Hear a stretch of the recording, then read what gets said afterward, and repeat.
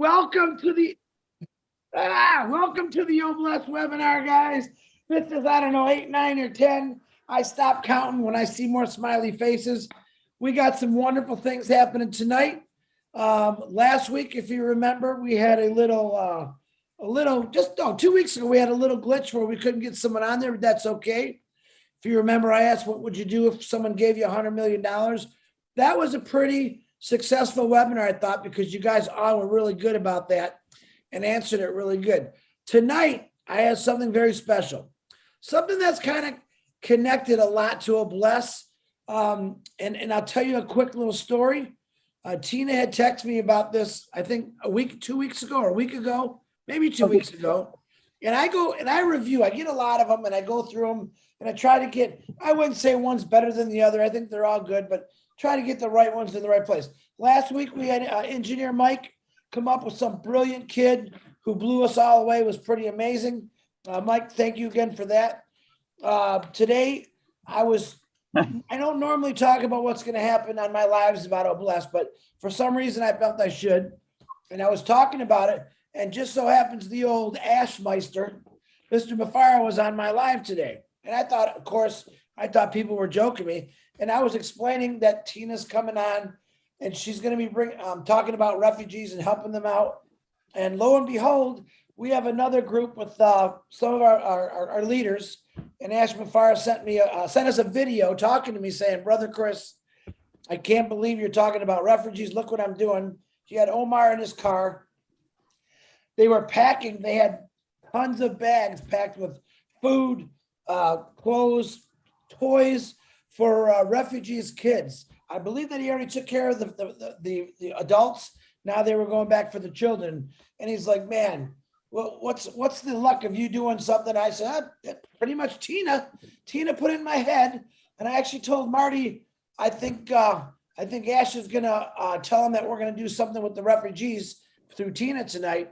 And I don't know that Marty actually snuck it into his ear, but it was really cool to see that. So what I'm going to do is, like I always do, is I want everyone to sit back and relax.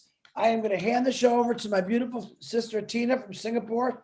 She is going to let you know what's going on. Miss, And then when we're done, they tak clear. They mirrored. So how to put mirror me? Oops, again. Gosh. So sorry. There you go. If there's any questions at the end, we'll ask them. But right now I'm going to hand it over to Tina. And welcome to Oblast, Tina. The show is yours. Hello, world. Hello, my fellow Unperseverance. Beautiful people here. We're all blessed to be here. And I believe, hearing what Chris just said, that the cosmos is aligned to what we're going to do. So it's really, we're all really blessed to be in Unpassive. I love Unpassive. I love Ash Mufara. I love all of you, the pioneers of Unpassive. I've been wanting to do this for a long time, actually. I've been trying to get them to say yes to me. So I've been working and working. I met 5 roses without 5 roses. Her name is Fairuz. I met Fairuz, my beautiful sister, originally from Singapore, but she's living in Malaysia at the moment. And so is her sister Zaida, who's also in the Zoom today. Both of them have been doing work with the refugees that's in Malaysia. And I understand there's about 6 figures, I think about 300,000 refugees in Malaysia.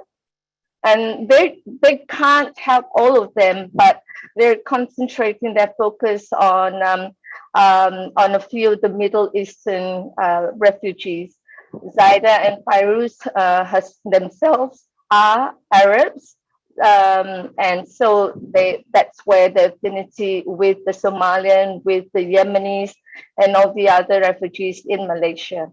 So I was thinking, and I thought it would be so great if we would have refugees to help them. So I've gifted 2 of them here. I hope both of them are here, but I know Fatuma of Fatima is here today or tonight as well. And she's a refugee, and I'm so grateful for her to be here and agreeing to share her story. But let me introduce Fairuz to you, to all of you, to get to know exactly how she's been doing this with her little network of friends for the last 15 years, helping the refugees. But Fairuz, if you can unmute yourself and say hello and tell us your story. Okay, thank you. Thank you, Tina, for the wonderful introduction. Well, I have been in Malaysia now for the last 30 years. So basically, I'm more Malaysian than I am Singaporean. But meeting the refugees in malls and on the streets, that's how I started. I asked them, where are you from? And then they started telling me their stories, their plights. So then I got the friends all together to help them. And one by one, I've been introduced to many others. And now I have all the refugees in hand, which are coming from Rohingya, from Pakistan, from the Somalians, from the Yemenis, and the Palestinians as well. So I've got quite a range of refugees. So basically, what we do is we actually gather funds, crowdfunding with friends and relatives, and we solve case by case. Some, or rather, usually, is their rent, their house rent, their medical, and their school fees. These are three main areas which is always a problem. Food, when they have more, when they have little, they have less. But they always stuck with their rent, sometimes up to 6 months rent not paid. And when the owner is wanting them out, they start looking for us. And we have to solve their problem. And that's when we gather all the funds and solve their problems. So solving their problems by just gathering money from friends and relatives cannot be the ultimate way. So we want to help them. And now that we have on passive, we're hoping when we have all the funds, we can do more for them. I would love to set up probably a little office for them to do maybe some Arabic service providers or some kind of work for them to do from this end. I mean, you can do a lot online. Nevertheless, language is a problem. They can only do it in Arabic for some. And the Pakistani refugees can do online work if they're good at it. So we're trying to gather more things to do for them. Whenever we think of a school, their children are not in school, we're thinking of a little school for them as well. Probably no fees to be charged, because transportation alone is in itself is funds again. So there's a lot of things that we need to. Everything boils down back to money, really. So we have Zaida especially started. She'll speak to you a bit more on what we tried to do online for them, for the ladies to cook and sell. So I will not go there. Let Zaida explain why it didn't work. And anyhow, so with the refugees, they are allowed to come to Malaysia. Malaysia opened their doors, but they're not given any form of help. They cannot work. They cannot do anything. They can't even open a bank account. So how do you do business with no bank account? So they're really a very big problem here. I don't know how it's going to get solved, but money solves everything for them. So I hope On Passive will help in that way. Thank you, Tina, for letting us speak to others and for others to be present and listening to our plight and what work we do here. Thank you so much for coming in and listening to us. Thank you again. Anything else, Tina, that you want to ask me? You're absolutely gorgeous and great there. Thank you, Fairuz. By the way, Fairuz I call her my sister because we're both born on the same day. We have the same birthday. Yeah, we have the same birthday on different years. So that's what I meant about the cosmos. We were joined together because of the cosmos. And today, as Chris was saying, our CEO Ash Mofara is visiting the refugees while we are talking about the refugees. Zaida, I would like to bring you on for now. Zaida is Fairuz's sister. She's been a great help to Fairuz in helping out with the refugees, really actually getting them to on the platform, on Facebook platform, to actually do a catering kind of business.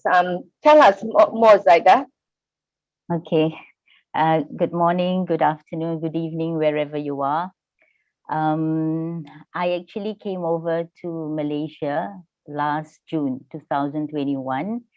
And that's when my sister Fairuz roped me in to help out, because due to the pandemic, help was overwhelming. So that's when I realized that we cannot keep on asking for donations. And I must say that I admire how she managed to be thick-skinned to ask for donations from everyone, because it's not an easy thing at all.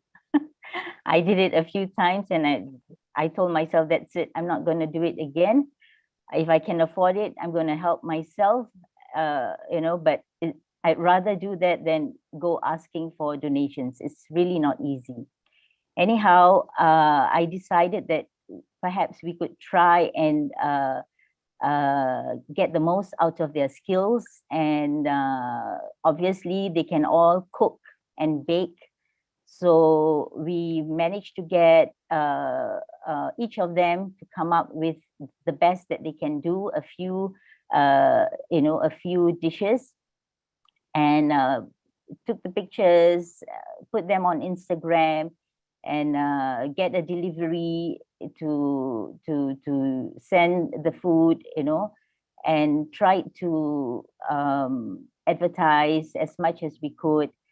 But it's been since November, okay? And it's been like, what, 6-7 months now? What I notice is that Malaysians have some reservations towards refugees because of their position in Malaysia. I mean, the position of refugees. They're not able to work. They're not able to, legally, they're not able to work. And like what Fairuz said, they're not able to have bank accounts. So, and, there are so many Malaysians who are poor. So, and, wherever they're staying, delivery will be expensive to any part of Malaysia. I mean, to any part of Kuala Lumpur, the capital. So it becomes expensive. Therefore, I feel that this formula of highlighting the refugees is not the right formula. We need to do something else. Just get them to work so that they can earn a living, and that's it. So that is another thing that we need to think about. We have yet to decide what we can do in order to help all of them. There are about, in total, I think around almost 200,000, if we include all the refugees, from Myanmar and all that. Okay, so that's the thing. It's still hanging. You may want to look it up. It's called Al Banat on Instagram. You can see all the delicious dishes. Unfortunately, there are other choices. So Malaysians rather choose from, restaurants than buying from refugees. There's another thing that I'd like to share, since I'm given this opportunity, if you don't mind, Tina. Yes, please go ahead, Zaida. Sorry. Go ahead. Thank you. I've been, over the years, been stalking non-government Instagrams of non-governmental organizations. So what I gathered is that there are two types of refugees, of course, those who manage to escape to a second country, and those who live in refugee camps. So the ones who are living in refugee camps, you can almost say that they are totally dependent on humanitarian aid. Even if they do grow, do a little bit of farming, that's very limited. And the best way to help them, I would suggest, is to collaborate with existing non-governmental organizations who have proven track record in managing the funds. That would be the easiest, the fastest, the most practical, the best, basically. And the topmost necessities would be food and clothes. But, there's more to being a human being than just having food and clothes. So they need things like, and these things, I would categorize them into four. Number one, assistance, okay? And this can be in any form needed, immediate urgent assistance. It can be food, it can be medical treatment, etc., etc. Number two, in fact, I watched a video whereby a child said he eats grass. So you can imagine that the state that they are in. Number two would be education, because most children are illiterate. And, if only we can build simple schools, just a simple structure with classrooms. All they need is basic knowledge, how to read, how to write, how to count, and hopefully over the years they can develop themselves. Number three, protection. Okay, now what I mean by protection is the tents that they are living in itself. The tents that have been provided by UNHCR are considered not good enough to protect them from the heat, the extreme cold. And I think we are aware that many of them die during winter every year, and the desert storms. In fact, the toilets are also in the form of a tent. So that means the door to the toilet is just a piece of cloth. So it'd be great if we can actually replace these tents with, I know this sounds crazy, but if only we can replace these tents with simple houses, because these people have been there for some of them more than 10 years. Because, for example, the Syrian war has been ongoing for the past 11 years, Yemeni war, 8 years. Whatever that's happening in Palestine has been like some 70 years, and many other countries. And there is no hope as to when they can go back to their countries so far. So, it's as good as they might be permanent there, for all you know. And number four would be health, of course. They need basic hygiene kits, toothbrush, toothpaste, comb, soap, sanitary pads, the least. And, you see children walking around barefooted and, bruises and with skin problems. So, and this is just physical health. What about their mental health, their psychological health? There's so much to look into. So I think that's about it. Hopefully we can do something great for these refugees all over the world. There are like the top countries who are refugees: Syria, Venezuela, Palestine, Afghanistan, South Sudan, Myanmar, Democratic Republic of the Congo, Sudan, Somalia, and Central African Republic.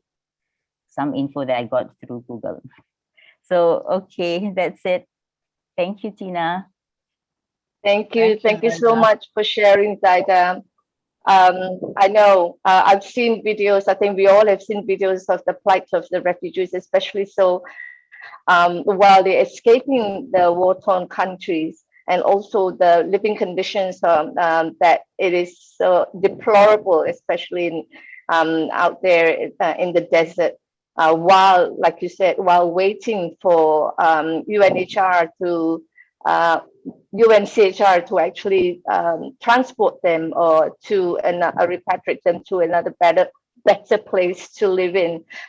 So we hear so far about how Fairuz have been helping on her own for the last 15 years to help the people and the refugees in Malaysia. We hear how Zaida is telling us about what they really need, and it's right down to the basics. So, Chris, my question to you with regards to living conditions. I know Ash Mufarah has got a lot of things up his sleeve, and we've been discussing as well. We've got someone here on Oblast previously talking about 3D homes. Do you want to say a little bit about that? Well, if you guys all heard Ask the other day when he was doing the questions from everyone, he had talked about physical products, 3D products, which includes the homes. First of all, I want to say thank you to these two beautiful ladies who just spoke about on this terrible, terrible thing. And thank God there's people like you out there that are helping these people and bringing it forward to, I believe, a platform or a wonderful thing called Oblast that I think is going to help them out. Now, I don't think I know. And it's sad because I did the statistics from some of the countries that you just named. Is it Zendaya? Do I say that correct? Zendaya? You're muted, young lady. Her name is Zaida. Zaida. Okay, I apologize. And some of the countries that you were naming, I was actually looking through that, and I wanted to understand how big the refugee problem is in the world. There's 26.6 million refugees in this world right now. These two wonderful ladies are talking about, well, let's just say a very small sector that's part of this big globe we got called the world. Ash Mufarah said to me when I was in Boston, brother, we have a lot of work to do. And I'm going to look in these beautiful ladies' eyes and say, sisters, we have a lot of work to do. This is worldwide. Refugees are mostly because of wars, because people just can't seem to get along, and you got a person here and a person here arguing, and everyone in the middle gets pushed aside, and they don't care about those people. One of the things I think Oblast is going to change, hopefully, is the mindset of these, I'm going to straight out call them evil people that don't care about their country. They don't care about people. Because when you're pushing people out of your home country, all right, and we got beautiful people like you ladies coming up saying, listen, we need to help these people. They need to be fed. They need to have medicine. They need to have homes.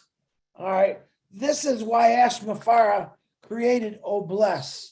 It wasn't just about, listen, we talk about homelessness, which in itself is a terrible thing.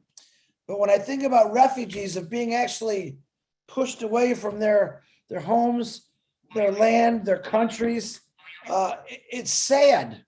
It's really, really sad. But thank God we got people like you that are willing to not just fight for them, but help them. You know, Oblast is going to turn so many things around. Now, we all start talking about Oblast with homelessness. I believe that many things can be tackled very fast because basically refugees are homeless.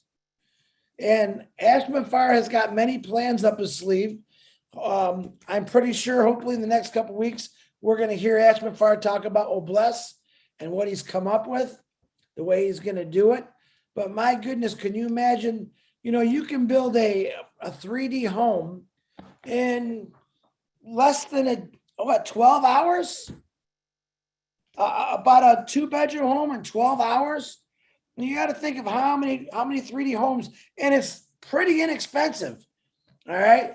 But how do you put a price on a home that's going to take care of a family that was kicked out of their home in their country? Think about that. Just think about every piece of real estate in this world right now where we have these refugees. Do you know how much property there is out there that we could build homes to help people? But there's a lot of people up here that say, oh no, we want to keep you down. No, man, Noblesse is about bringing people up. It's about not fighting the evil guy, but showing the evil guy, look, good always wins. You may have pushed me aside for now, and that's okay. But I know that this thing called Noblesse is going to come and help us out. Hopefully, and I said it real clear yesterday, and I've always agreed with this. No matter where there's good, there's always someone evil. There's always someone trying to get ahead or cut in to make things bad for everyone. All right. We all know who those people are. We recognize them. Sometimes we just got to ignore those people. You know, if we build a high enough mountain, those people can't see us anymore. That's the way I look at it. So anyone that I come across negative, I build a real high mountain around me. I don't see those negative people. And that mountain is surrounded by just perfect people that are positive, that want to do good for everybody. This is 2022. There's no more reason for the hate. There's no more reason for these stupid wars. There's no more reason to hate because of color or gender. That's the things that we got to tackle. If we could tackle all those things, we're not going to have refugees. We're going to have happy families. So at this point, if anyone's got any questions to ask these two wonderful ladies or Tina, please raise your hand and let's give them some tough questions, because I think these are two tough ladies. If they're dealing with what they're dealing, they got to be tough. So you guys want to raise your hands? Go ahead. Hang on a minute. Hang on. Hold your horses there, Chris. There is someone really special that I would also like to bring on board for her. It's Fatima or Fatuma, because of the different spelling in terms of pronunciation on the name. She herself is a blessed soul.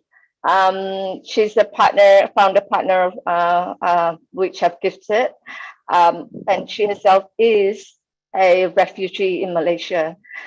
She has she's the leader, community leader for the refugees, the Somalian refugees in Malaysia.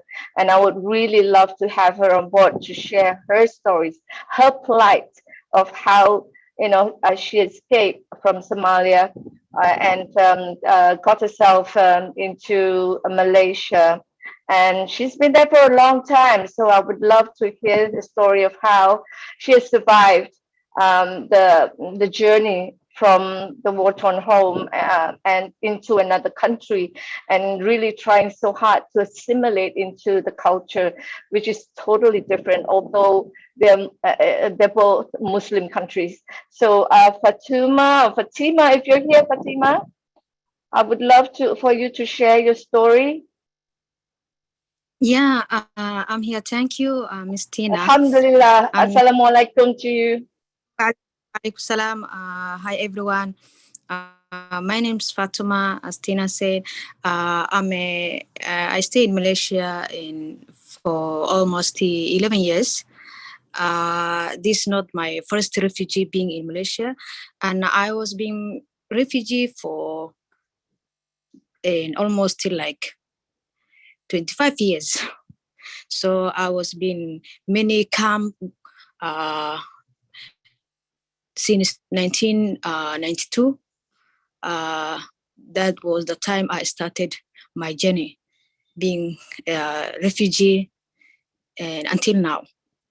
I was being a different camp, which was really hard. At the same time, I feel like I'm getting more experience being a refugee. It's like I have done a lot, especially for my community. When I came in Malaysia, it was hard. Most of the communities, especially for Somali communities, I feel like they don't know where to go, where to start. Most of them, they were having terrible problems, which even the UNCR cannot even handle them. Most of them, I feel the refugees, when they don't have nothing to eat, nothing to do, it's like they are even killing themselves because they cannot, stay which they cannot eat anything. Sometimes I feel like why the militias are they not looking the refugees? Are they not human beings? Are they not have right to work? Are they not even they are, I don't know, they are not even thinking these people, they are human beings. In other countries where I have been in refugee, in fact, they were doing a lot. The UNHCR itself, they were giving food, they were giving shelter, they were giving free medical, they were giving free education. But in Malaysia, it's really, it was the worst country I have ever experienced, because I have been many camp, many refugees, many countries. But when I compare, Malaysia was the worst one for the reality, because the UNHCR itself, they cannot even help refugees who are staying in Malaysia. Most of them, they are dying for hunger. No food. You feel like sometimes when I'm eating the food, I feel like, what about the others? What about my neighbor? Did they eat today? That's what I feel sometimes. And another thing, and we cannot, Sister Ferus, she's really trying to do many things for especially the refugees, but we cannot, Sister Ferus, she cannot end up giving money, giving food all the time. But they need a life. They need something to do. They have to be independent themselves. They have to do something. It's not like we are sitting in the house, we don't have nothing to eat. The government, the law of Malaysia, they are not allowing to work. And even if we try to work, you feel like the owner of the place where they are working, they can work like 2 months or 3 months. They end up that they are not paying them. They're not paying their salary. And when they start by saying like they need their salary, the owner say, no, we are not going to give you your salary. They end up like there's no salary, they work a lot, and they cannot go to police, they cannot report. That's the main important.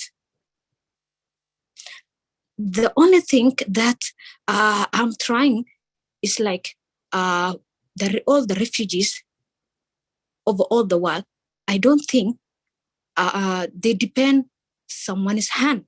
They're not depending of someone's hand. Like NGO, for example, the NGOs are giving food, they're giving what they need. No, I feel like because most of the refugees, they are very well experienced. They know how to work. They need to do their own work. They want to show all the world what they are doing. They know how to do something. They want to come up something. They want to, to live. It's not like Sister Verus. Today we have a problem. That case, one woman, she is already out of her house. She don't have money to pay. Something like that, like hospitality, something like this coming time to time. I don't feel like we can end up giving, money, food. No, I think we need refugees to come out, to have a life, to have a freedom that they can work. Let them earn, let them get something for their children. Most of them in Somali community, they are single mothers, which they don't know even how to speak, how to stand. Some of them, they have 8 children, 7 children. Some of them even they have a children which is even abnormal. Some of them, they have a children which they end up the hospital and they don't have any money to pay. They even die in the hospitals. I think we need to come up something which we can help refugees, not even in Malaysia, all over the world, because refugees everywhere, they are same. So we have to treat the same way. We have to come out something which they can help their life. For me, Alhamdulillah, it's like I'm working. I'm working as a while in my home as online, but you can feel some single mothers which even they cannot do anything because they don't know how to speak, they don't know how to use even the computers. See, but Alhamdulillah, I have learned a lot because I was in different countries. I used to go to school. I have to learn so that in order to help my family, my children, I have to stand up. But most of the Somali single mothers, they end up like getting many children and they cannot do nothing because they feel they come from Somalia to Malaysia. But me, that's why I say I have experience because I was in many different camp in refugees since 1992. But Alhamdulillah, I have struggled a lot in Malaysia. I have did many things. Finally, I got married. I got children. I know where I can start to work. I said the only way I can do is I have to do online work. Online work, nobody will say you don't have right to work. So it's like I am doing, Alhamdulillah, and I have succeeded. So that's why we are trying to help other refugees, single mothers who can, do the similar that. At least like Sister Zaida, she come up like like they have to, cook. If they know how to cook, they have to cook. Then we sell what they cook. I think that one, at least they can benefit to give the children. But I don't think they can even pay the rental. Some of them, they are working at the same time. They can't even pay their rental. I think the refugees, they need really, they need a lot of things. They need education, as the virus said. They need a health. They need a financial support. I think they need individual shelter, counseling. That's what they need. And I think we are the one who stand for the refugees. I feel now, I feel I'm a refugee, but I feel like I have to stand refugees because I know the pain they are causing. Some of them I have experienced when I came in Malaysia, they are eating a bread with a Colgate. To make like, the Colgate make like a butter to eat. It's like they don't have what to buy. And we are in a Muslim country. Even, I don't know what to say. I feel like Malaysia is not a good place where the refugee can stay. But the people, Malaysian people, they have a heart. But the government, no. But the Malaysian people, they have a heart. They feel they are human beings. They want to do work. They want to eat something. Sometimes I feel like my neighbor, I have to knock. I say, did you eat this morning? See, I have to feel like it's not like I'm feeding my children and my neighbor, they did not even cook. It's really terrible. So I think this is what I can say for the refugee in Malaysia. And I'm very thank you for everyone, especially for Sister Tina. I thank you for giving this opportunity to stand for the refugees. Thank you. Okay, can I just say something, Tina? Go ahead, Fairuz. The floor is yours. Tonight in the US, we want to hear your story, yours, Zaida's, Fatuma, and Lynn. If you see a Faisal, Faisal, Faysal, I think he's trying to come in. I thought I'd share the perspective from a young man as well. So I hope that he's connecting well. And we can hear his side of the story. Yes, Colgate that from the chat, Colgate that Fatuma was saying is toothpaste. It's a brand of toothpaste. So imagine you as a mother spreading toothpaste over bread and giving it to your child to eat. That's the way it is. But yeah, Fairuz, please let us know what you have in mind to share. I do have a little bit something later, but I would love to hear from you first. You being there with them. Yeah, it's also heartbreaking. I know you all are feeling that as well. But this plight has been going on for so many years. So why are refugees still around? Why are these problems never solved? I think they want it that way. Otherwise, probably things would have, be solved. Who are the people who want them to be like this? This is the core of the problem. Who wants them to be remaining as it is, as they are now? So we as common people have to come up and save. Everyone look at your neighbor. If everybody just save your neighbor, then all things done. Start looking around and see who are the people that needs. We never know who. Maybe your neighbor, even if they're not a refugee, they're having a plight.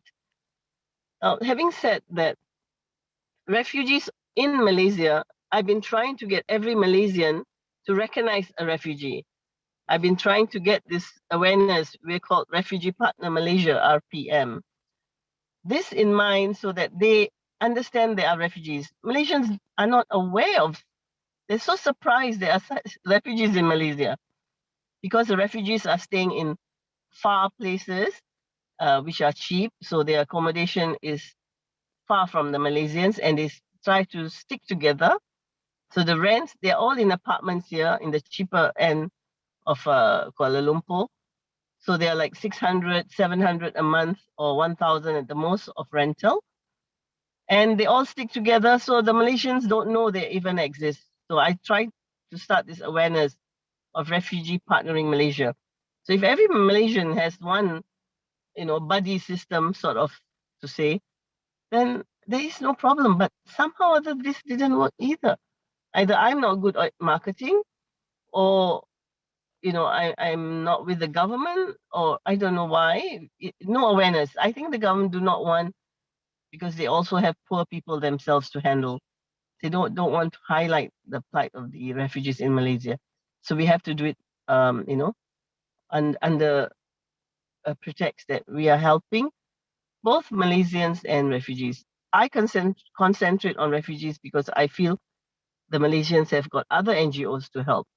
So I help in any way I can, whatever way I can. So this is the thing. No, but it's not that the Malaysians, they have a heart. It's just that the whole system is not there. They are not aware of refugees. They're not aware that they have to help them. And they have so many poor people as well. So I'm a Singaporean, but I just want to be fair to the Malaysians. They don't know that the refugees are here and that they need help. They think refugees are helped by UNCHR or they've got help from the United Nations. So it's not enough, whatever help, but they don't get help at all in Malaysia. I don't know what the UNCHR function is here in Malaysia. They're just keeping mum, and everybody else is helping the refugees here. And yes, to set up companies for them so that they can work online.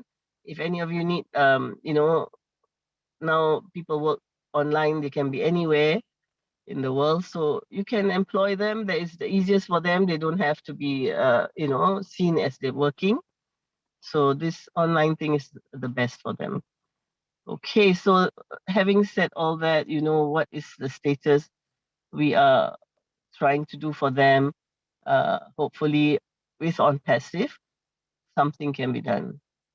Okay, thank you all for listening, and hope with this and with all our prayers, we'll get somewhere and get to help them become more human, having a life.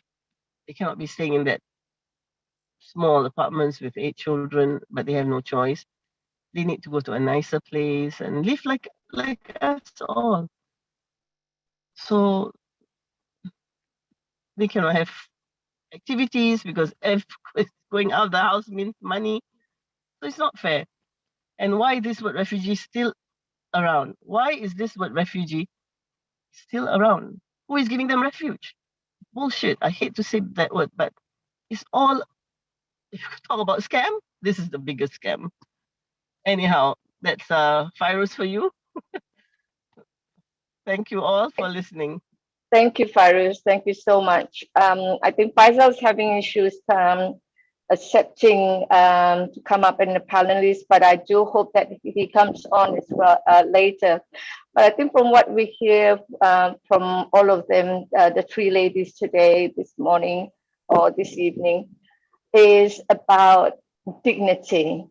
Dignity of being a person, dignity of being belonging to a country, dignity of having the freedom. I talked about freedom of choice with Ash the other day. And I think that is the biggest thing that's lacking, that freedom of choice on where I can live, where I can choose to be me, where I can contribute to the community. Fatuma is doing a phenomenal job. She herself, because she herself know how these the others their plight, and so she's out there stepping out as a leader to bring whatever she has from Virus have gathered for her and distributing them to the community. But I think the biggest word here is dignity of being a human. Exactly. Chris, yeah. I'm not sure if Faisal has come in. Lynn, do you know if she's in? No. No, I don't think he, Faisal can, because it keeps declining, but she may not be seeing the invitation, I think. All right. Zaida, you know a little bit about Faisal, his background. If you can, or Fatuma, you know, he's in the Somalian refugee community as well, right? If you want to talk, share a little bit about Faisal's background, if you don't I think, mind sharing it with us. I think Fatuma doesn't know Faisal because Ah, the community is okay. big. She's looking after the community on her end, and they're staying in Okay. a different end. Yeah, they have few camps as well with the Somalian community. I think Zaida will know Faisal because she Okay. taught him in school. Okay, I don't know much, but yes, he was my student, and he's also my son's friend because they were classmates. What I know is he is the one who is supporting the family now. He's only around 26, 27, I think, about my son's age. And he's a very intelligent boy, as far as I remember, at school. But he is not able to continue to further studies, to the university simply because of his financial status. So all his friends, all his classmates have graduated, have found a job, but here he is, a very bright boy, but having to do whatever he can to make ends meet. So, Yes, so I I'm understand really that. happy. Yeah. Yes, I know him saying that he's trying to find a job to gather money for his education in university in Malaysia. And I know that he's the breadwinner of the family because they lost their father back in Somalia, and having about six siblings that he has to look after together with his mom. Yeah, I'm not around too there. sure the Yeah, number. One of his sisters died. One of his sisters was also my student. She was very ill. She was in and out of the hospital, and eventually, as a young girl in her teenage years, she passed away a few years ago. Yeah. So, But I'm yeah, Chris, I'll hand over the floor to you to see how we proceed from here. Medical is a problem as well. Medical is expensive everywhere in the world. So they die because they don't get proper medical treatment. Oh dear. We can go on and on with all this like they have gone with all this for umpteen years. But I think now we have to find solutions. We know their plight. Yeah, Yeah, how long has this been going on? What's your estimate guess? How many years you think this has actually been going on? Since the beginning of time, maybe? Maybe. And, I and think no 70 one, years. and no one is, Easy. no one's cared enough to take a rule on and say, hey, we got to fix this. All right. Exactly. I think, Chris, sorry, I think it's not in so much the UN CHR. Maybe they're not impressionable enough to the Malaysian government to actually change certain policies, especially so them not being issued. They cannot be issued with a work permit. So if that can happen, that would definitely help so much more in the community, because I actually have work that's in line for the refugees, but the companies need them to have a work permit. It's the No, policy. but they are in camps. They're supposed to be transported out, not to stay too long, but nobody cares. You see, the countries that are willing to take refugees in seems to be keeping quiet, seems to not be taking them in. So they are still in places, in camps in Kenya, in Malaysia, and elsewhere, still in camps when they should be already transported out. I don't think they want to be in Malaysia. They want to be in America, they want to be in New Zealand, they want to be in Australia. They want to be in a better country. Malaysia is still a third world country, probably the best of the third world. But this I is not where think they want to be. They want to be in the first world country. So I think the first world countries are keeping quiet, or maybe they should all adopt one refugee every home and solve I all the problem.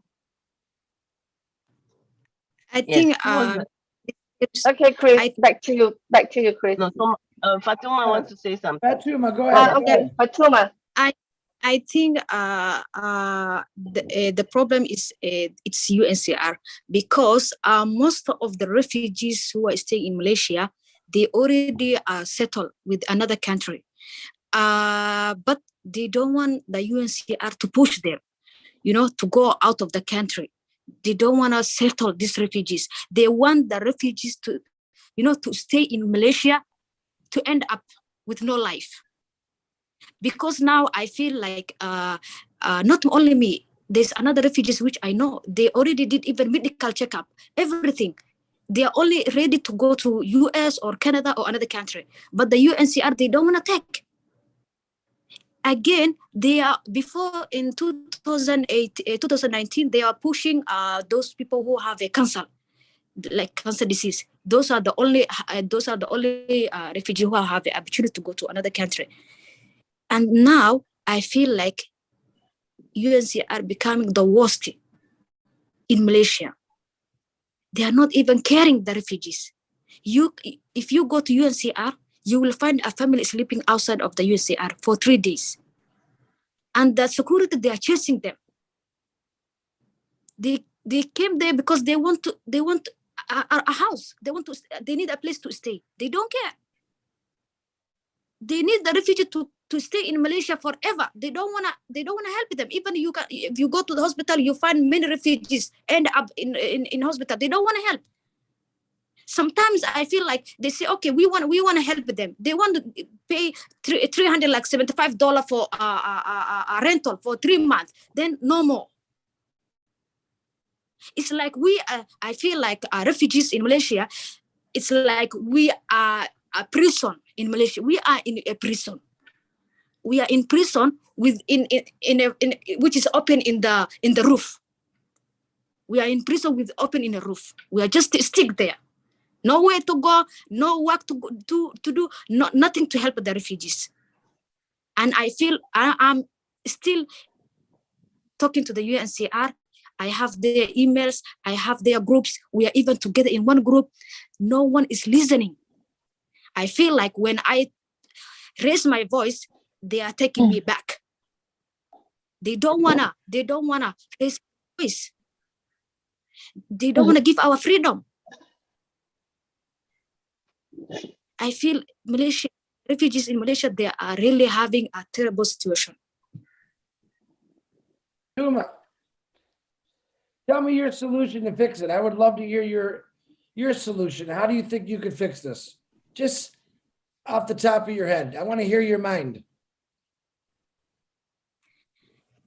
I think the only solution in refugee in Malaysia is to get a lawyer in every refugees to get a better life, another country, better than Malaysia. Because most of them, they already did a resettlement. They are ready to go another country, but they don't have right to go because the UNHCR are pushing back. In 2016, that's the day I did a medical checkup, and I was ready to go to United States because that's the way my family are there. I'm the only person who is staying in Malaysia. All my family in US, in Canada. But when I was working in UNHCR back in Kenya, it was like when your family settled in another country and you are in refugee, they have to, the UNHCR is supposed to take you to another country, same country with your family. But in Malaysia, they are giving you back. Imagine now my family are supporting me. What about the other refugees who they don't have a family in abroad and they're not supporting anyone?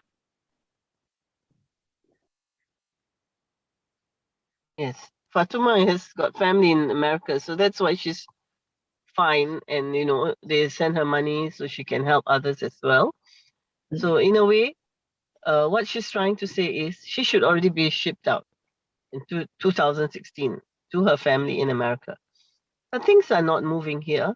Things are not done properly here. So there's a lot of plight for them, and they're already here. So what else can we do but just to help them? They're already here. They need to live. They need to survive. So we as individuals try and do our best. And hopefully with On Passive, family and friends who understands, they can also give a hand. Again, I'm asking, as Zaida said. Thank you. It's Thank you, always Fairuz. asking. All right, thank you all. I understand. Thank you, Fairuz. I understand Faisal is here. Faisal, the young man we were just talking about. Faisal, if you can't switch on your video, just share your story and your dream.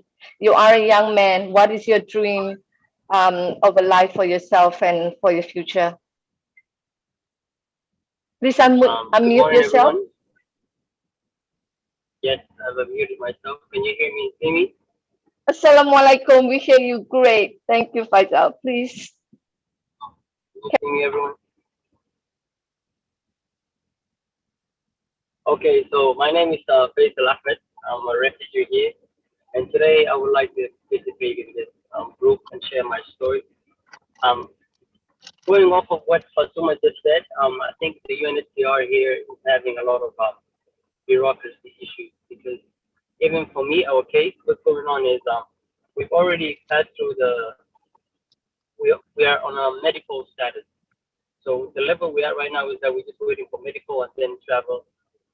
So but the problem is that they keep saying that the DHS in America is holding our papers. So they don't have any power to further our case without the DHS and go of our case from there. So I don't think it's a UNHCR issue here because it's like as soon as the papers get to the DHS in America, they don't have any how do you say it? They don't have any authority to decide the case unless the papers come back to them. So that is what's happening right now. I think a lot of families are going through that because they've already been accepted in USA and they're just waiting for the travel, but then there's like no answer. Every time they call the UNHCR, they always, ask for the status of their case, but then there's usually no answer, there's no clarification of what's going on. They always just blame it that the case is on DHS's hands and that they just have to wait. So yeah, I think that is what's happening. It's more of I think like somebody mentioned, it's more of a bureaucracy issue, and that the cases are not moving as fast as usually they would. And maybe because of administration changes from Trump to Biden, that might also cause some issues. I don't know how fast cases move. So I don't know. They've always been blaming that side of of the process. So I think maybe I think the UNHCR is kind of doing what they can. So I don't usually blame them. I just take it how it is, I think. But like Fatuma mentioned, the problem in here, being a refugee here, is that there's literally there's no progress, there's no life, there's nothing you can do that to kind of, you can have autonomy of your life. You can work, you can find opportunities, you can do something for yourself. There are policies in place that always kind of stop you or kind of hinder your progress. I think to me, like, education is an issue because I cannot find opportunity to be educated because first of all, financial issues, and also the other thing is that usually education is visa based if you're a foreigner. So it's like there is no policies in place that kind of cater to people who have got special issues like me. I mean, there are some universities that have partnered up with UNHCR, and that is how I was able to finish my, I can say my college before going to university. But other than that, there isn't really much, wiggle room to find how to fix this issue. So yeah, I think most of what has been mentioned by Fatuma is usually being solved by all the other witnesses there.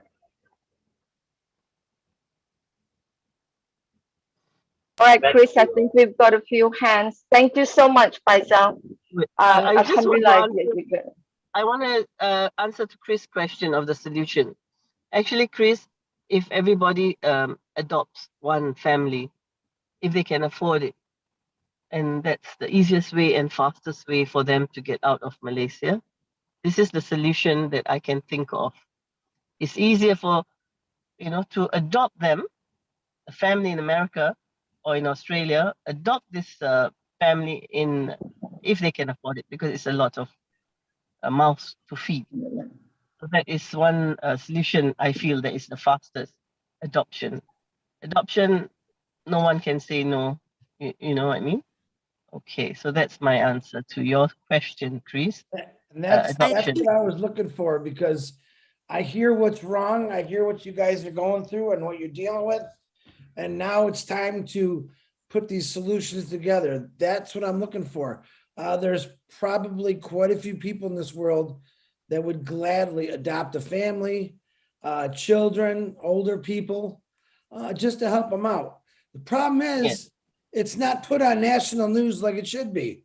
We see the hate and the crimes, but they don't get on there and say, listen, here's an organization, what I'd like to see called Oh Bless.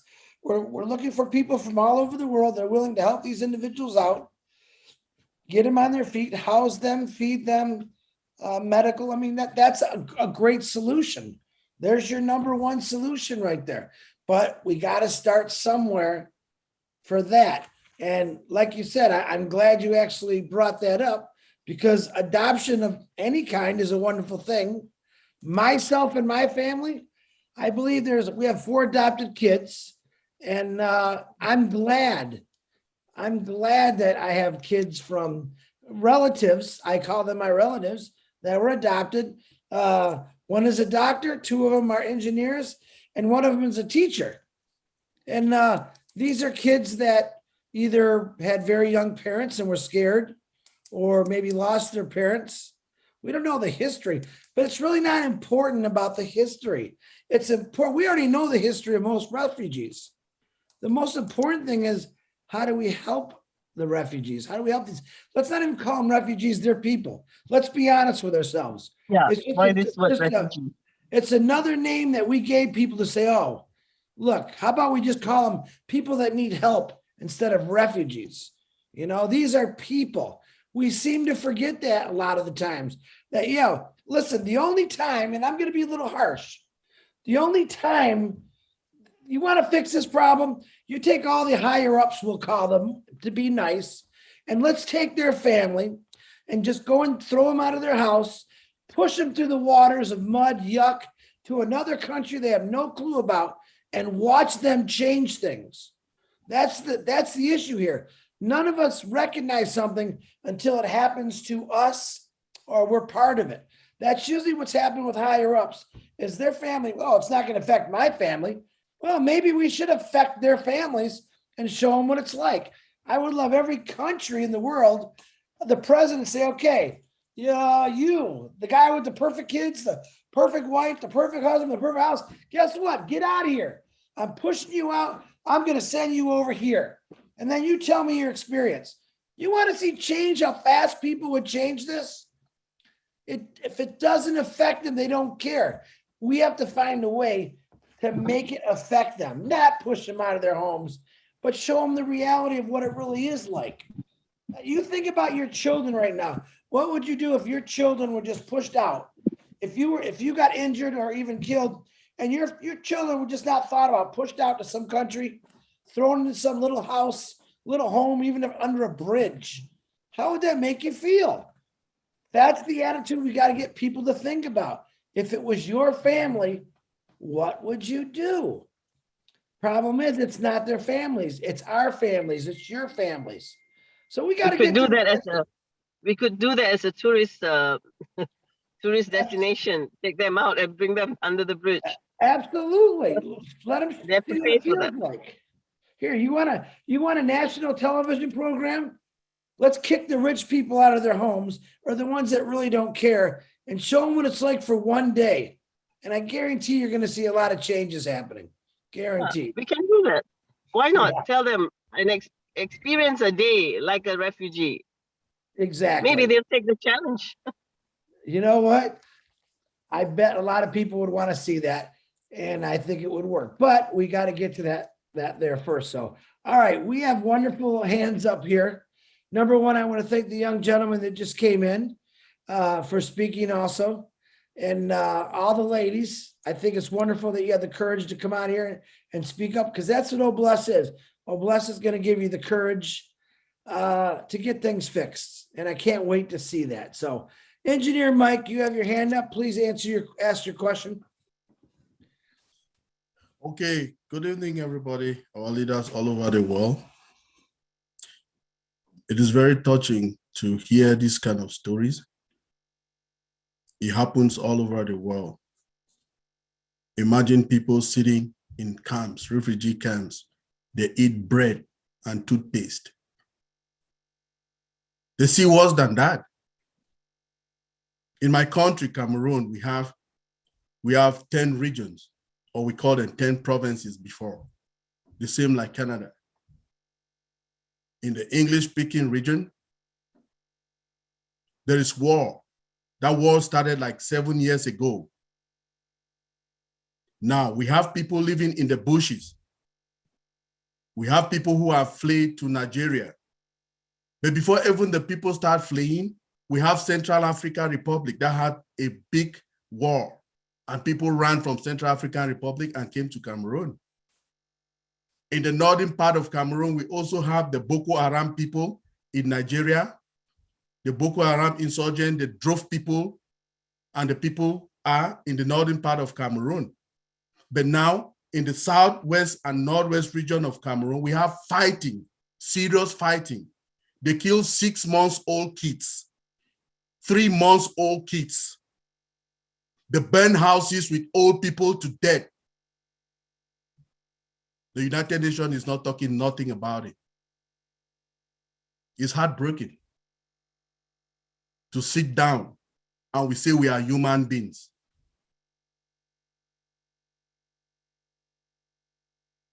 That's the situation, the same thing. It started in Somalia, people were fighting, they had to separate. That's how we have Futuma, is where she is now. She's Somalian. People are fleeing for war all over. Bad governance. Everywhere.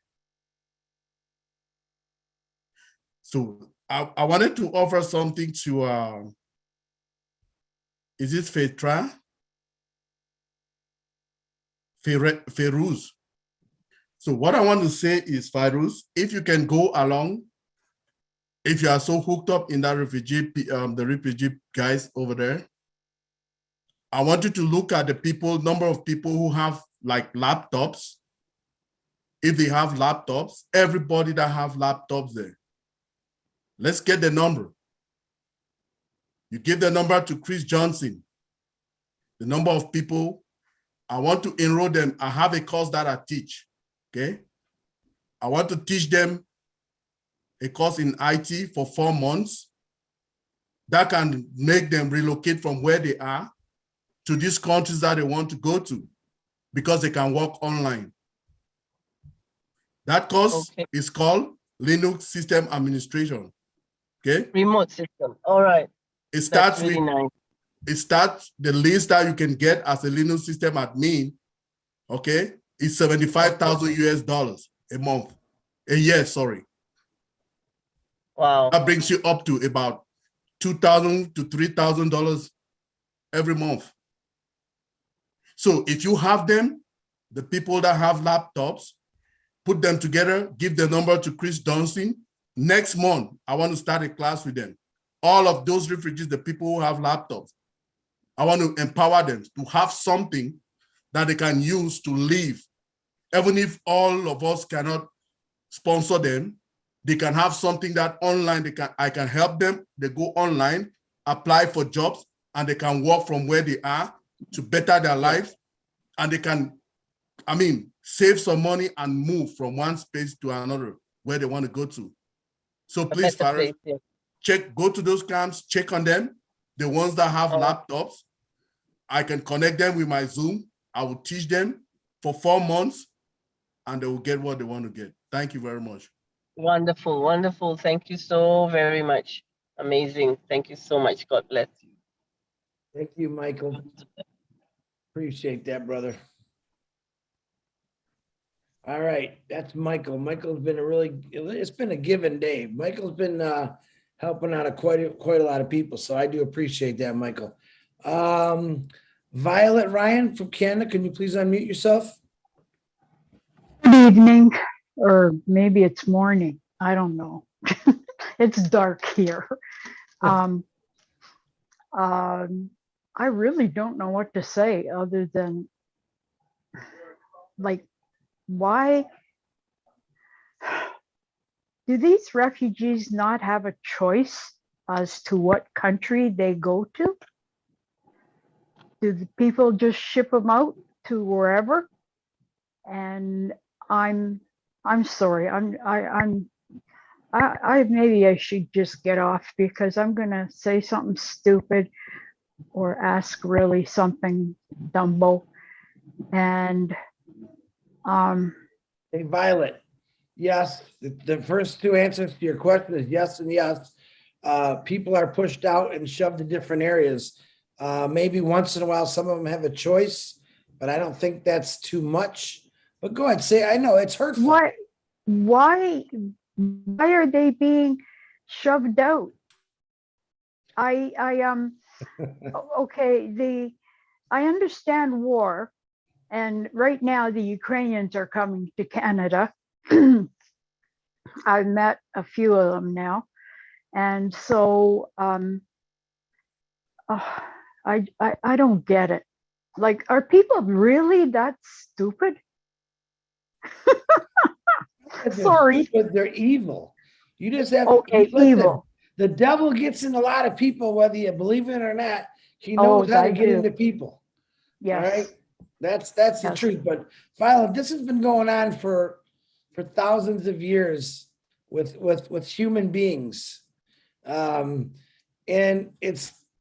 to me, it's gone too far one day past 10,000 years ago. If people like these individuals who are speaking with us today, back then had a courage like they do, we might not have these issues. But the fact is we do have these issues. And I'll say this, and I'm not against government, but man, government just doesn't care or doesn't know how to fix anything, but people do. And you're looking at a lot of the people on this webinar right now that want to help and create different ways, different ideas, so we don't have to keep going through this. The world would be so much better if we just gave a little bit of care and help people out, like adoption. You know, it's a good thing, but technically, if people just would love each other instead of hate each other all the time, we wouldn't have to have any of this. But yeah, you got a point there. I'm thinking of my parents during the Second World War. Like, my grandfather kind of put two and two together, and there was a train that stopped at the end of the track in Ukraine, and they just put my mom on a boxcar and hoped that it left the country. It ended up in Germany, and she became a nanny to a baroness. And my dad, I don't know how he got to wherever, but he was in a concentration camp and apparently in line for the gas chamber. When the SS standing beside him looked like he was spaced out, he just said, "Excuse me," walked around him and went back to the barracks. And with my mother, there was a group of people that got together that were small group Bible study prayer group. And she says, we were praying and you could hear the bomb come down. Apparently they whistle. And she says it was heading right for us. And then next thing she knows, it blew up way far away. And after the prayer, a lady said, we have an angel sitting on our roof and he caught the bomb and threw it away. And that's only the reason why I'm here, or else they wouldn't have got together. And, you know, they got on boats, and my mom said she barfed before it even left the dock and barfed all the way across, never ate anything. And I don't know, Well, I don't know. Violet, here's my advice to you. Pray for that person, that wonderful angel that caught that bomb and threw it somewhere else. Pray for that angel to come back and start looking over people that are left to rot. Actually, I think I really believe he has come to Earth, and his name is Ash Mufara. And Well, let me tell you something about that. Ash, we could say is heaven sent. But one thing he does not like is when people compare him to God, or he's not a God, he's a man. He's a great man with an extremely smart mind. Yeah, he's got a big heart. But I'll be honest, Ash does not like when people say that about him, or myself, because I'm a Christian, but he's a man. He's a great man. And we'll leave it at that. But he's got a heart. He's got a heart, you could say, just like God, where he wants to help everyone out. So, Violet, did that answer your questions? Kind of. I'll just shut up and, sit back and listen to people that know what they're talking about. You're okay, Violet. We appreciate your opinion. Chris, Okay. I forgot to add something to what I was saying. So the classes I'm offering is for free for those guys. The only thing they need to do is to get a laptop. It doesn't matter how many they are, 100 plus, I'll teach them for free, all of them. The only thing they need to do is to get a laptop. For 4 months, I'll make them have a career for their life. That's all I need. Thank you. Thank you, Michael. Appreciate that.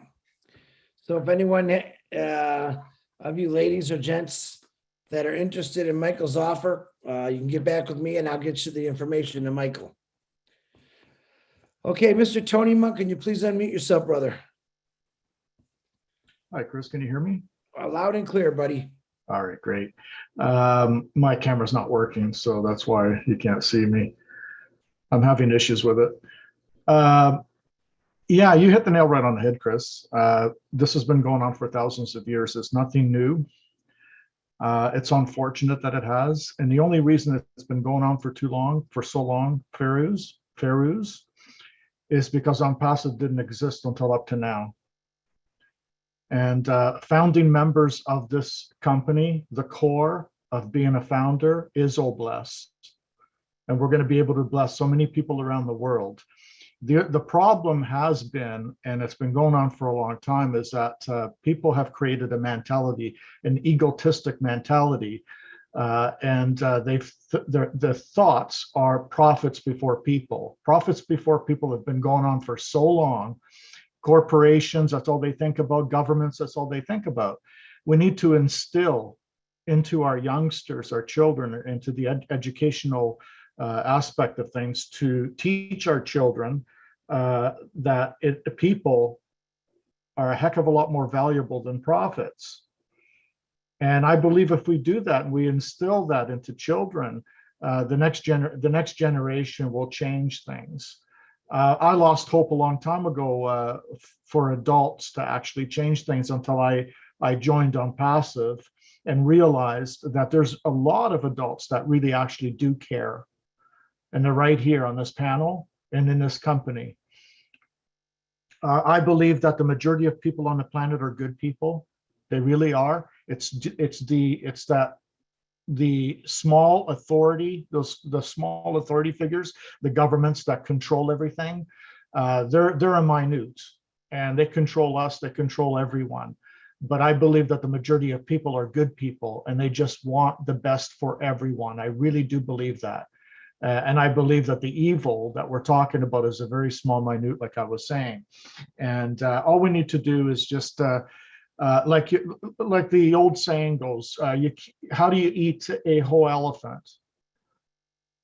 You know, one bite at a time, right? So we can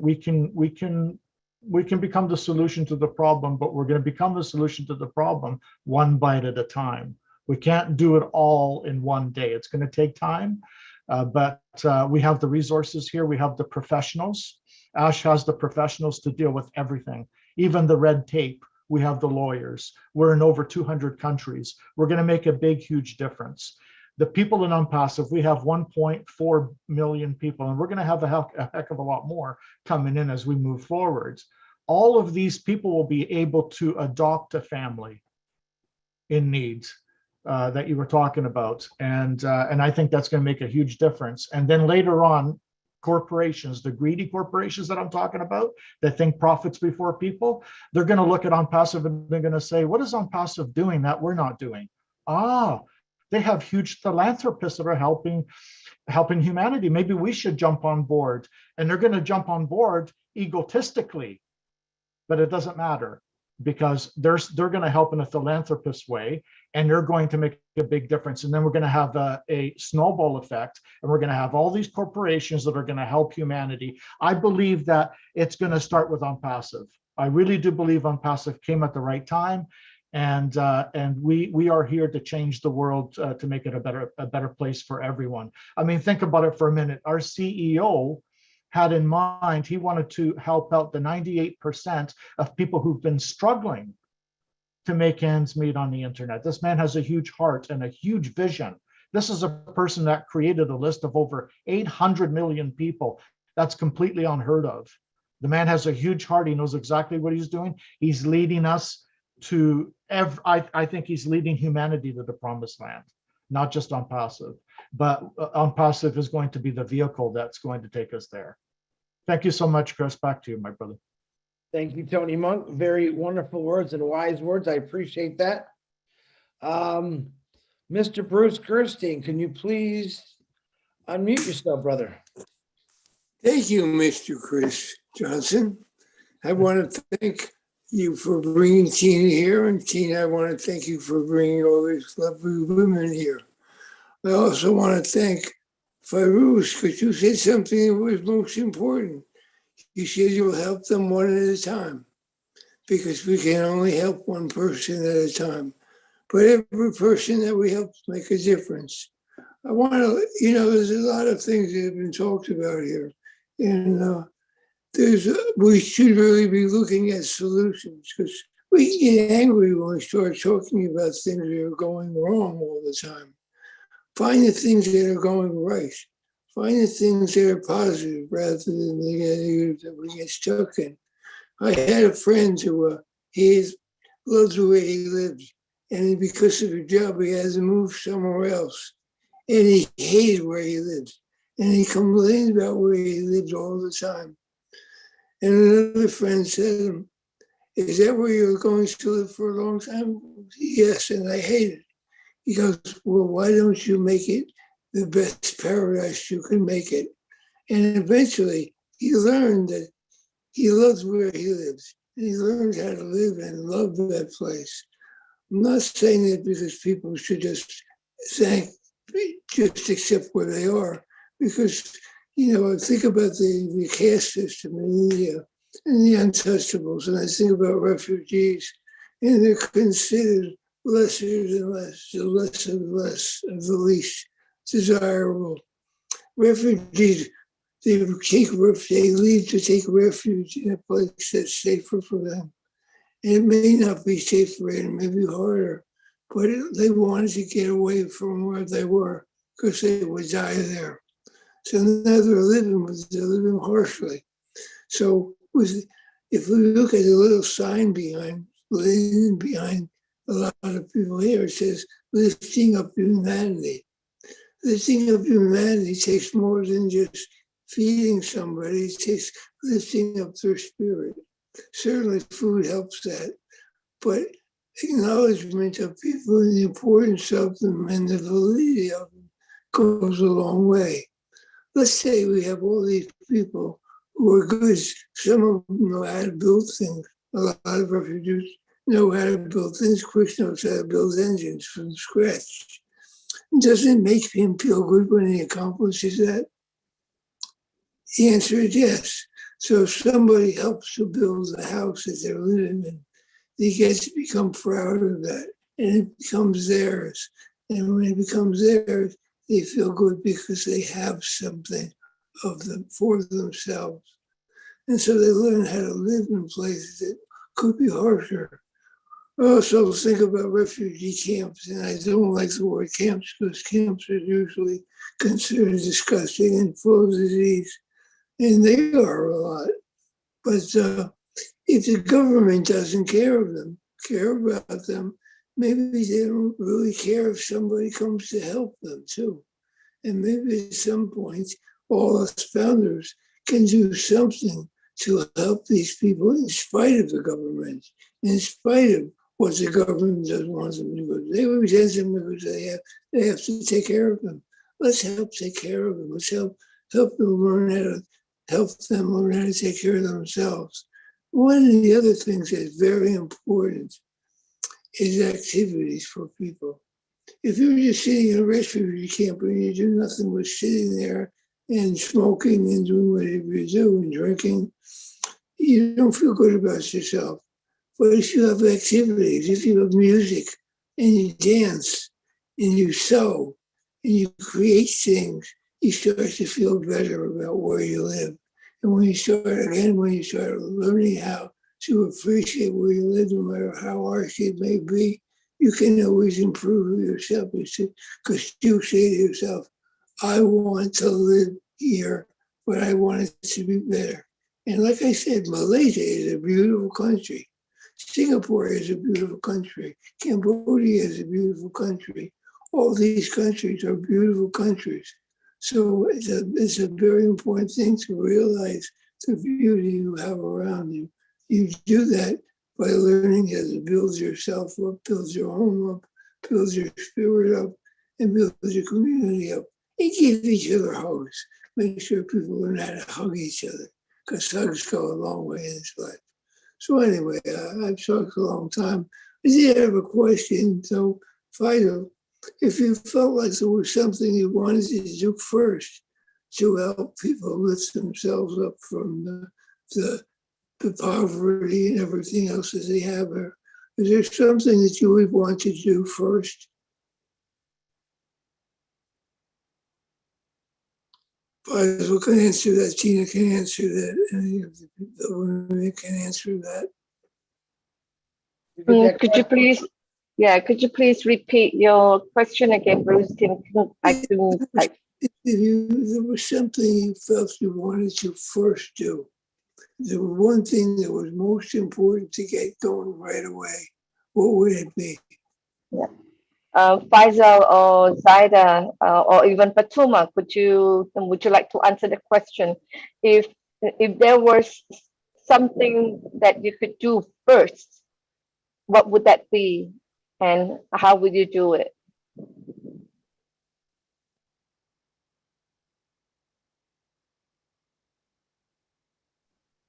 Iris?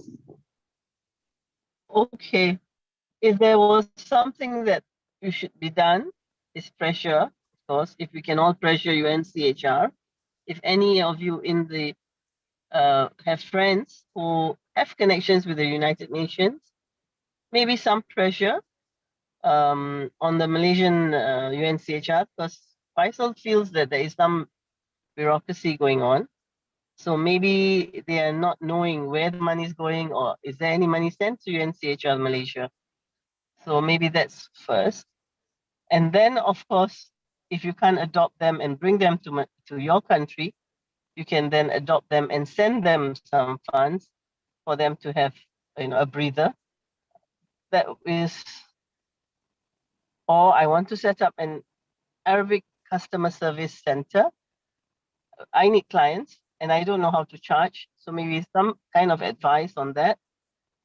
And a school, if you want to start a school, there again funds. So the first thing would be pressure on UNCHR. Why are they not taking them out of Malaysia? And for those who love Malaysia, we can create jobs for them. As Mike says, he'll teach them how to make some money through remote work. So I think some things like that can start up, fix them up a bit. And I wouldn't say fix, or I cannot say that word fix. They should not be fixed. So help them out in that way. That would be the best. Does that answer the question? Thank you. That's fine. Faisal, I can see that you want to do a lot of things. But what's very important is some way find ways to uplift spirit. You uplift spirit, you get a community. When you have a community, the community can help each other. Not just bless, but everyone can bless each other just by learning how to be kind to each other in refugee camps.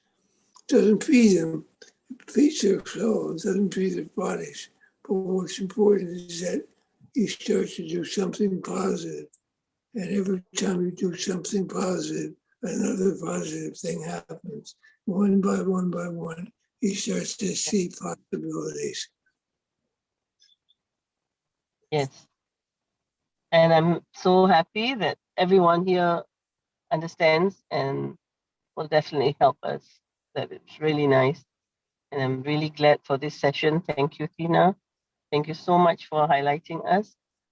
And Malaysia, actually, flour is subsidized by the government. And so the refugees eat eat bread more than rice. So that's a help. They all bake and they pass it around. I wouldn't be worried about food here, but I'm more worried for their health, their education, and their well-being, their mental health as well. So it'd be nice if they know when they're going, some kind of direction. If UNCHR can be pressured by any of you here, and then they give them a timeline. Okay, you're going in 6 years, you're going in 4 years. There's some kind of hope, but there's no structure at all. So this is giving you a mental problem because you don't know where you're heading. It's not fair. How can you live without knowing? I don't understand why people allow this to happen, but it is happening, and maybe we can all try and help them out. If they can be pressured, UNCHR, give them a timeline, then everything be fine. Just knowing where they're heading, what is their fate. They cannot be going out from a terrible place into a more terrible place. It's not fair. It's just not right. You're absolutely Thank you. correct. Thank you. Thank you very much, Bruce. Thank you for those wonderful answers you gave, Bruce. Guys, we have about 19 minutes left. We have 4 hands left, which is Dr. Benny, Sylvia, Mr. Richard, and Julie. Let's see if we can get them all in there by 11 o'clock. Dr. Benny, please unmute yourself. Thank you so much, Brother Chris, for giving me this opportunity. Sister Tina, thank you for bringing our sisters here to come here and share their opinion on the problems that is occurring over there. Thank you also, Engineer Michael, for willing to teach. Now, it all depends, right? If they're willing to. We all know that education is the key to success. Without education, to me, I am nothing. To be good is not good enough. You have to exceed expectation. Now, Sister Zada, Sister Farah, Sister Fatuma, thank you. Thank you so much for coming. Now, the only question I want to ask, do you guys have founders within your camp? I'm sorry, do you guys have founders within your camp? Are you a founder? I'll answer that, Dr. Benning. All four of them have been blessed with a foundership in Passive. Very good. So the reason I'm asking this is because if we have founders here, then it will really be an opportunity since we have all blessed, right? And first of all, we really want to thank our CEO for all blessed. And those, since you say something about education, we do have academy as well. So whoever is willing to learn, we have it for them. And just to let you know that with this all blessed, since we have almost 1.4 million, even if one of us just contribute $1 each, then they will not suffer again. I know they will not. But thank you for coming because we are going to work together. Our CEO said we should work together and help each other. With all blessed, we will help each other. Thank you so much for coming. Thank you, Dr. Benny. Very wise words. I didn't expect anything else but wise words out of you. Thank you, Doctor. Appreciate it. Miss Sylvia, please unmute yourself. Thank you, Chris, for giving me the floor. This is a real heartbroken when hearing a story like this, testimony. So I would like to take this moment to say thank you to Tina, who brought all our sister and younger brother over here. So this problem is something that goes around, goes and come back. In my country, we witnessed the same situation. But what we can say is, it's very cruel. We cannot sit down and just look at it. And we thank our CEO, Mr. Ash Mufari, for bringing All Bless, which is going to be the tool to eradicate this problem. Even if it's going to be in the long run, because trust me, it's not going to be easy, but we will get there. 1 million founders. If we duplicate ourselves, I think we solve so many problems. How can we do to improve living condition of the population living in those poor areas? How can we do to stop those physical, psychological abuse? That is a real threat to human being. And we are here because we care. We are here because we want to restore this dignity, that human dignity. How can we do? Thank you for those who already volunteer in any way to help, education and so on. Any single help any single thing that everyone does will help a lot. When I look around, I don't know how I can answer to those cries, but we have all blessed. I've been blessed to be a founder of Passive, to change and touch so many lives. I will be happy to know that tomorrow, people will go to school in Malaysia, will be able to buy medication and take care of their health.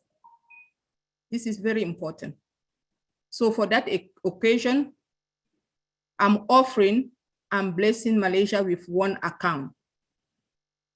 If Chris, I don't know if it's via Chris, I'll give all the information to Chris so we can have that account and help those people.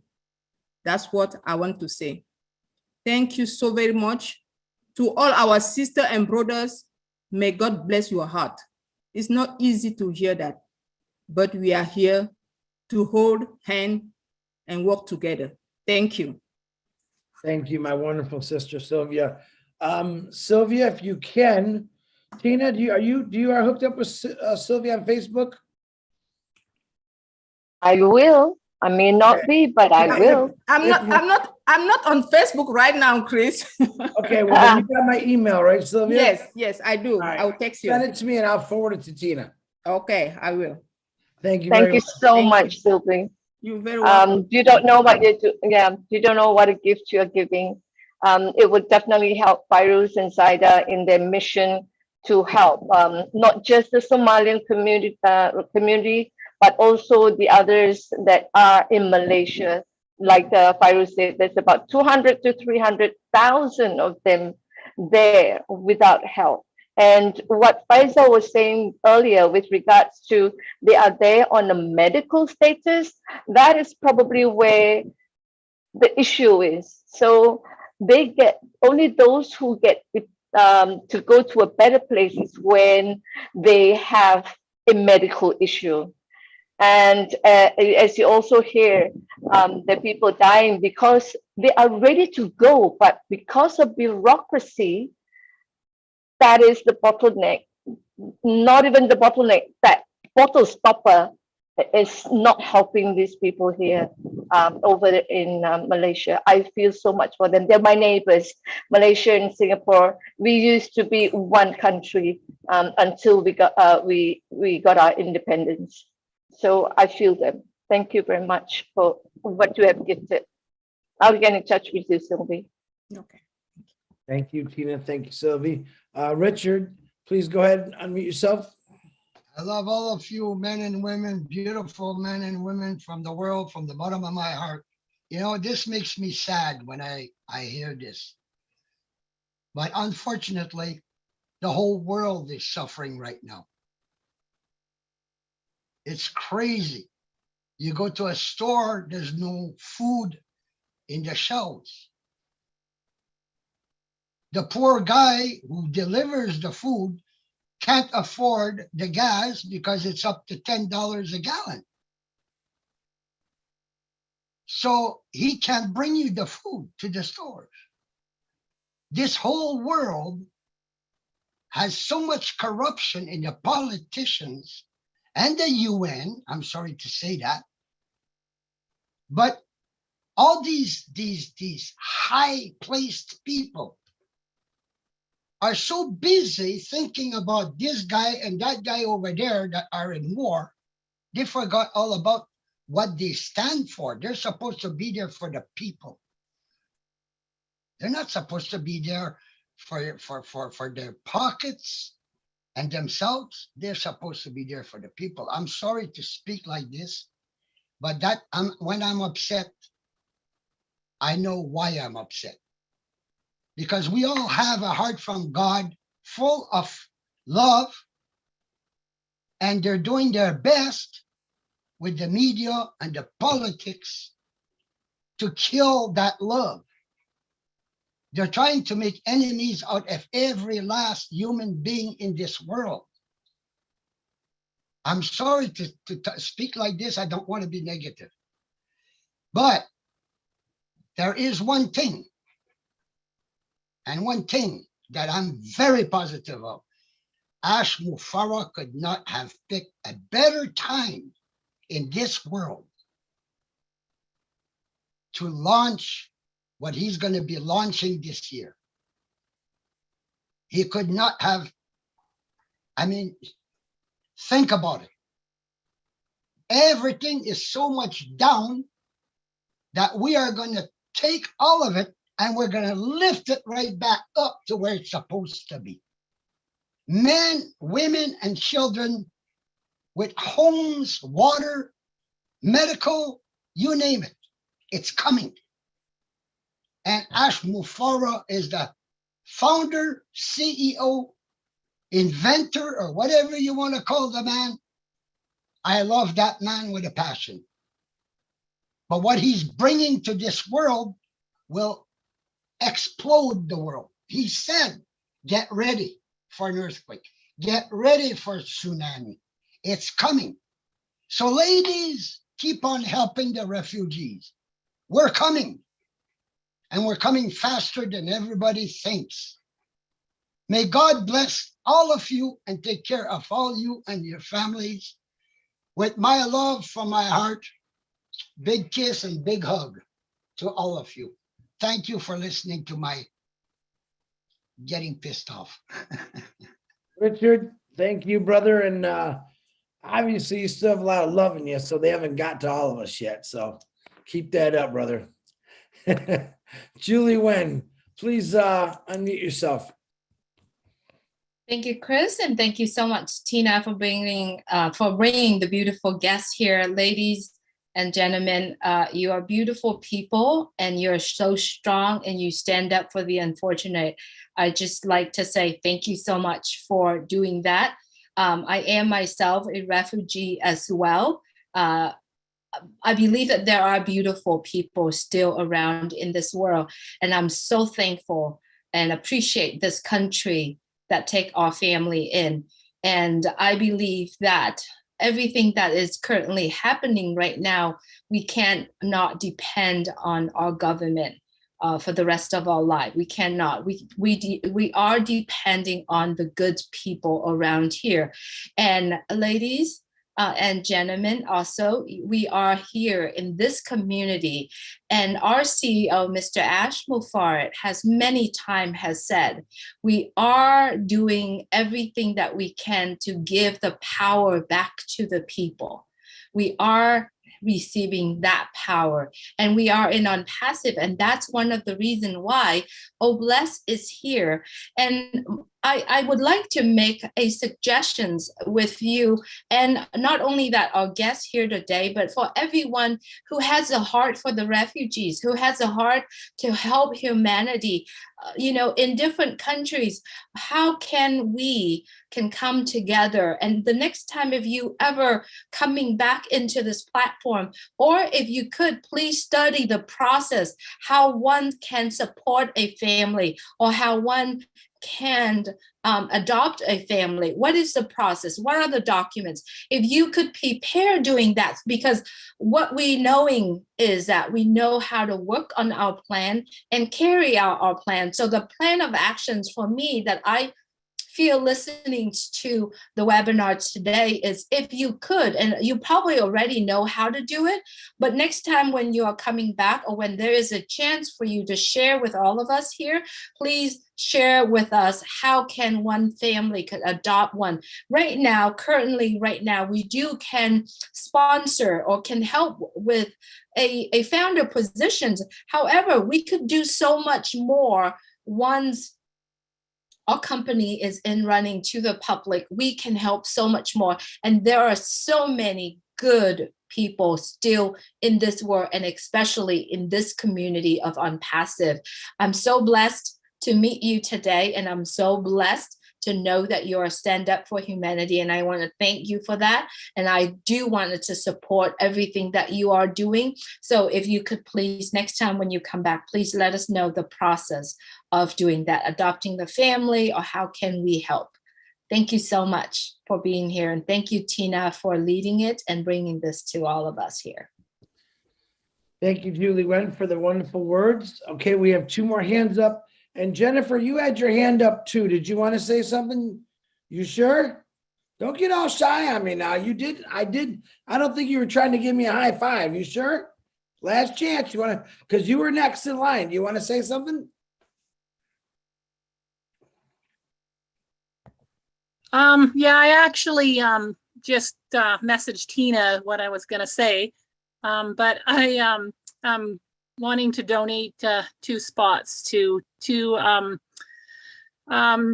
single moms over there. So if they could find me 2 single moms, that's really close to my heart, to help out single moms. So if I could do that. So I think I sent her my email so she can get a hold of me. Thank you, Jennifer, very much. I'm glad that you came on and said that. I also got another text from another gentleman said I wants to do the same thing. Tina, I'll get you that information. Jennifer, thank you very much. Okay, my beautiful sister, Miss Bridget, please unmute yourself. There was another lady. Where'd her hand? Where did Lily Lane's hand go? Do you have your hand up, Lily Lane? That was Auntie Mary Pendy. I saw her. Oh, Mary Pendy. You come back. Go ahead, Bridget. You're next. But Mary Pendy, you know I always got time for all my sisters. Come on. Hello, good evening, everyone. Thank you for the opportunity, my brother Chris.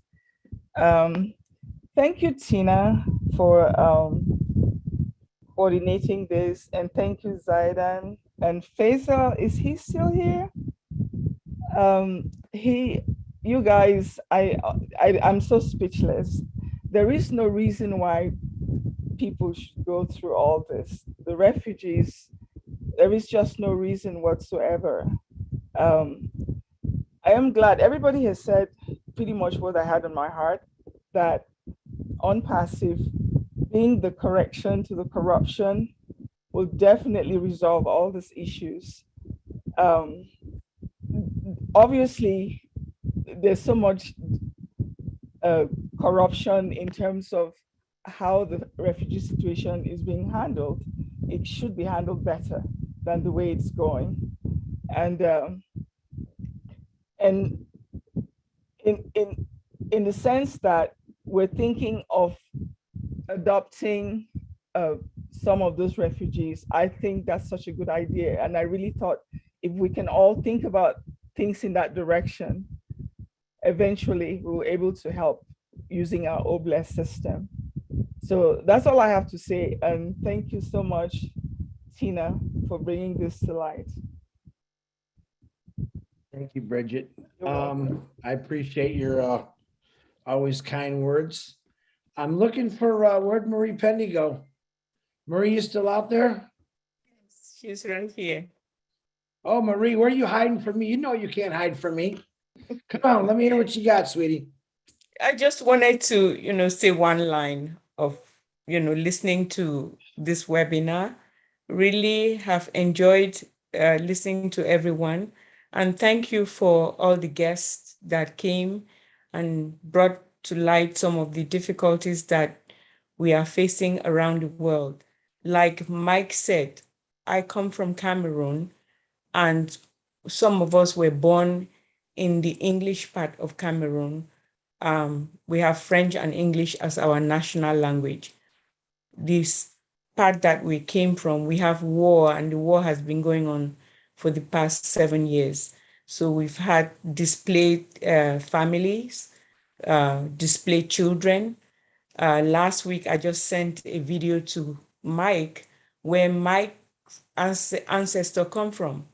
They burned down the only hospital that was standing to serve the people there. They burned down schools, boarding schools, where children go to study in order to better themselves and to better their society or their community. So these things are all over the world. And what makes it difficult is the bureaucracy that is in the way of helping. Statistics in reality shows that if you donate $1 to a cause, it's only like 5 cents that eventually goes to the cause. The 95 cents will be written that they used it to pay the bills or the light bill or somebody's salary. So the actual cost of the money you are donating $1, they only get 5 cents out of the dollar if they are lucky to have it. So I just wanted to say that this OBLES is a blessing. because when we are presented a situation through crowdfunding, we'll just go directly to the cause to try to solve the problem, as opposed to going through the bureaucracies and the red tapes and not knowing whether we're going to help the cause. That's why sometimes when I drive through the streets of DC, going to work or coming home, I prefer to give the money directly to the homeless person who runs to me and ask for money for the next meal, as opposed to going to give it to where they live, because they may not actually have any of that money. Yes, so I'm really happy that we have this Obless, and the money is going to go directly. And there's more to come in terms of giving from individuals, especially like me. So stay tuned. Thank you. Very much, Marie Pendy. I'm staying tuned. I love that. That's a good one. Oh, look, I got another hand up. Miss Karina, go ahead, my other beautiful sister.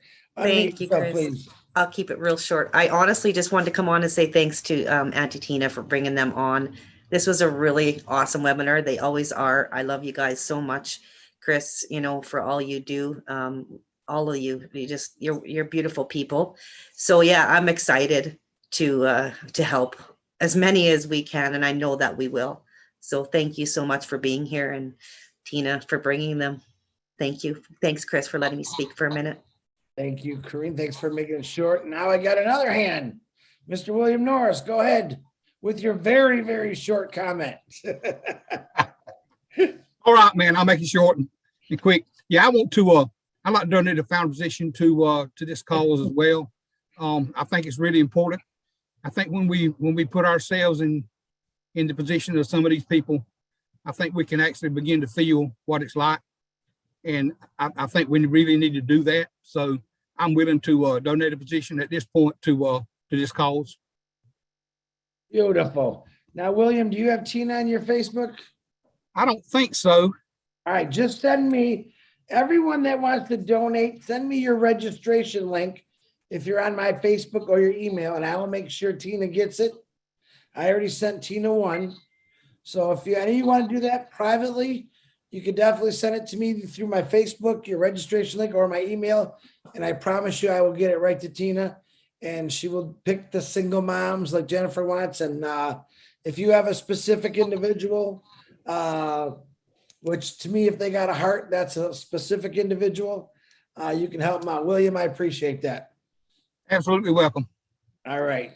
Guys, first of all, I'm going to thank everyone that I know, Lynn Nakamoto for advertising and running the board for me. Same with Julie Wang. Thank you for advertising and running the board. I want to give the honor to Tina to thank these beautiful ladies and gentlemen that came on today. And from the bottom of my heart, thank you for opening our eyes up to things that we never really understand or hear. I will say this today to this group. I know we got like about 98, 100 people on here.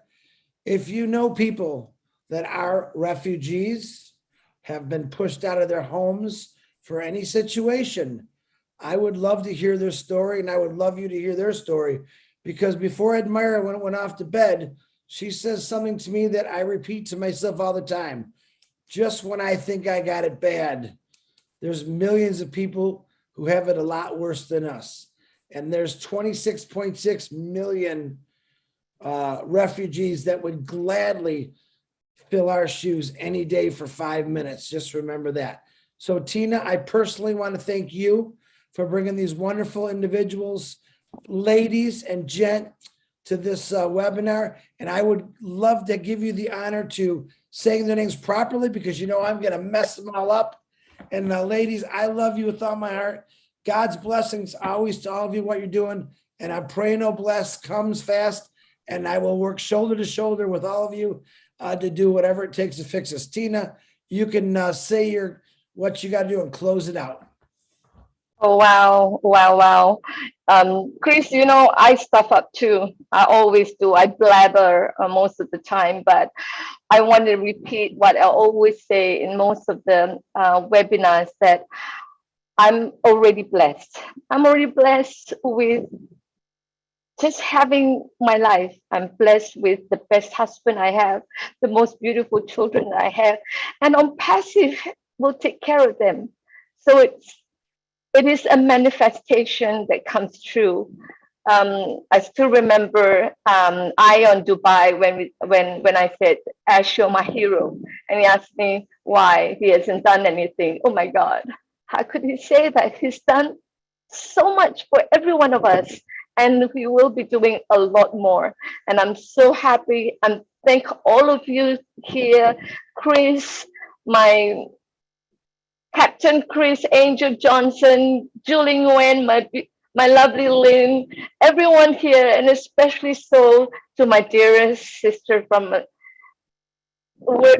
the cosmos, Fairuz, Zaida. Fatuma, thank you for being here. Faisal has left because he has to work. He told me that he's got to clock hours so that he can get paid. I hope he gets paid. But we're all waiting for on Passive to get up and to really come on board so that the apples are enough for them and for everyone else. I'm also been doing. I'm actually asking Zaida and Fairuz to give me a list of the people who needs on passive most, and I'm definitely going across until the finish line on the 22nd of June to get as many of them on board. Thank you so much, Chris, once again for this platform.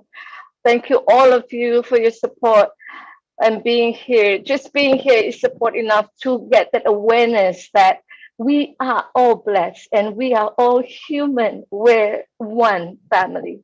Thank you. Thank you. You, Tina. Before I tell everybody say goodbye, I also want to thank Mike. And don't forget about Michael's offer engineer, Mike.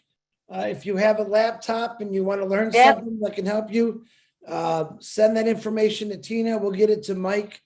And a lady did ask, actually, Fatuma asked a question, what if we don't have a laptop?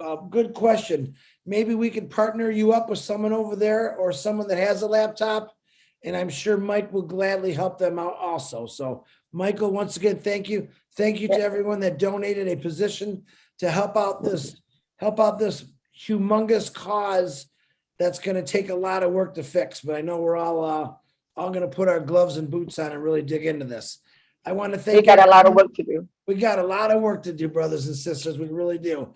God bless you all. It's after 11. It's 11:10. Those that have to go to work tomorrow, God bless you, because hopefully that changes for you all soon. Tomorrow is on Passive 360. Also, the Julie Milo show at 6:30 on Passive 360 is going to be at 12, I believe.